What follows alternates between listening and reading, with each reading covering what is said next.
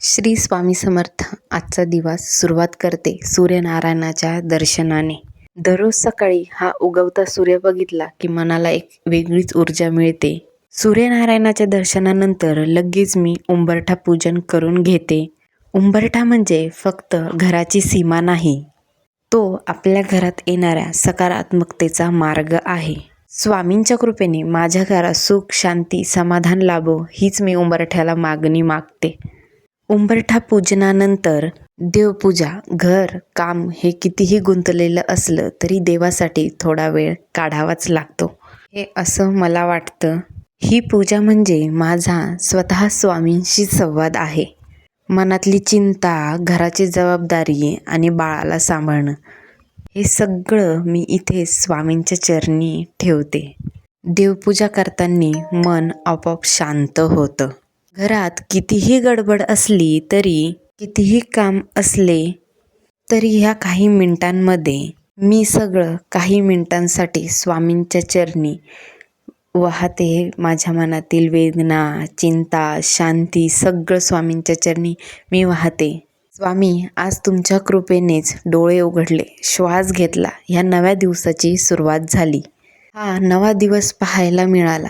ह्या सगळ्यांसाठी स्वामींकडे कृतज्ञता व्यक्त करते. स्वामींचे धन्यवाद करते.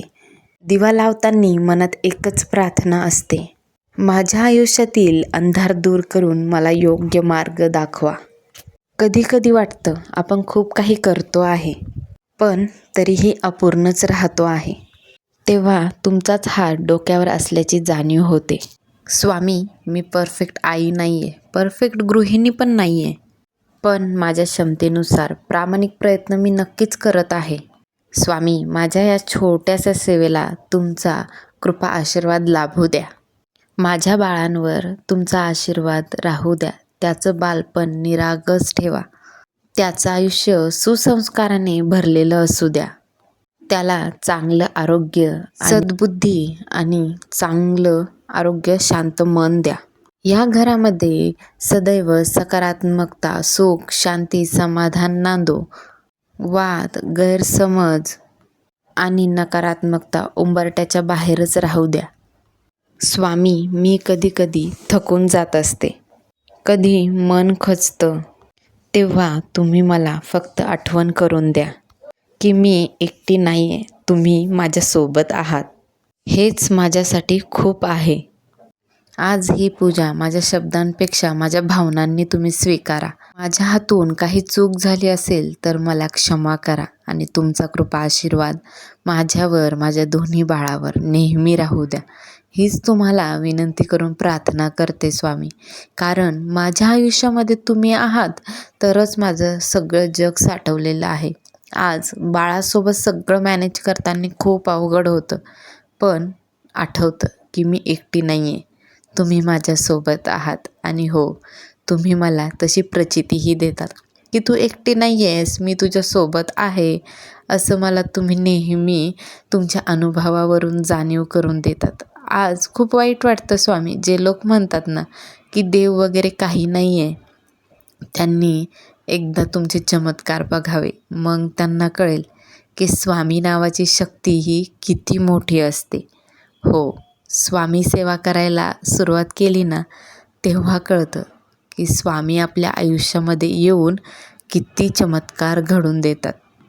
देवपूजा झाल्यानंतर लगेच येतो तो आपला स्वयंपाकाचा टाईम, घराच्या जबाबदाऱ्यांचा टाईम.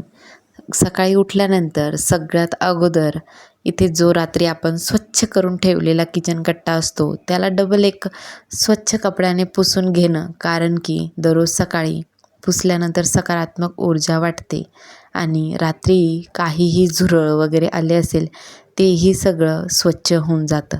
आणि त्यानंतर येते माता अन्नपूर्णेची पूजा.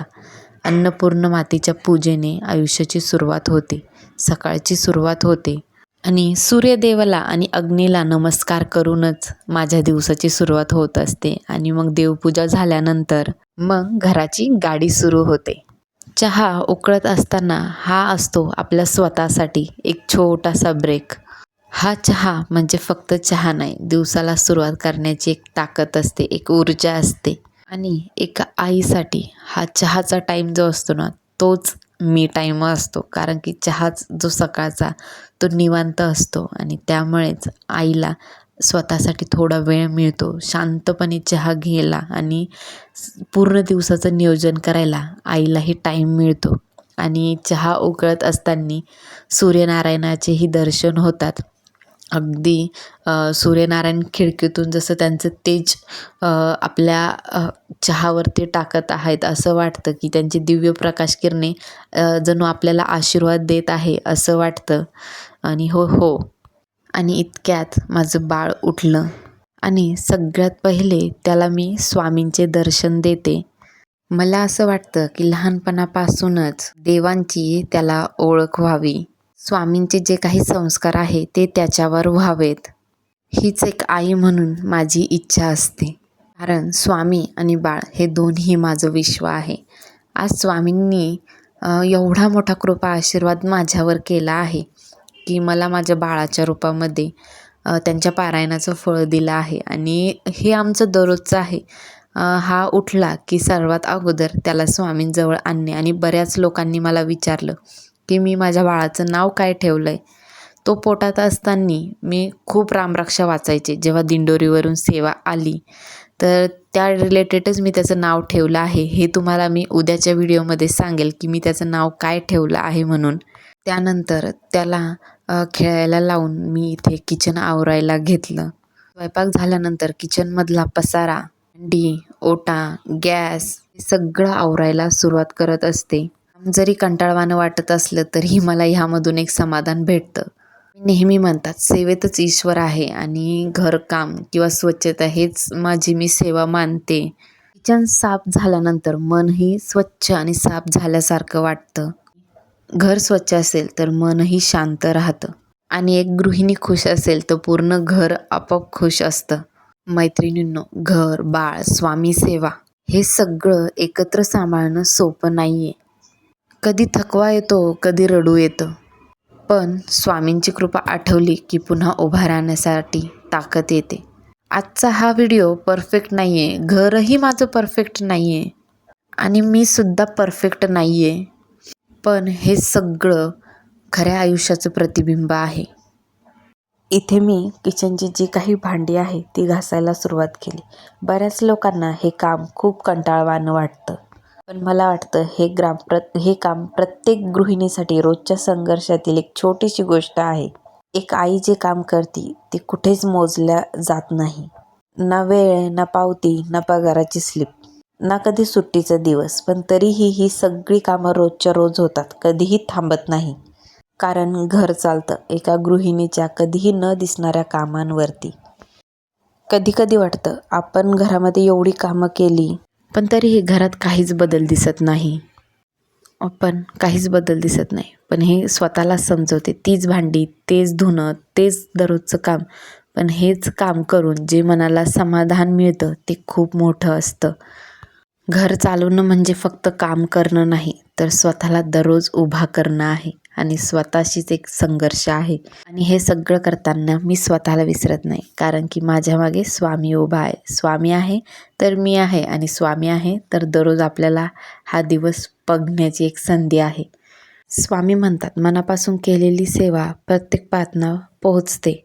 हीच भावना घेऊन आजचा व्हिडिओ थांबवते. श्री स्वामी समर्थ.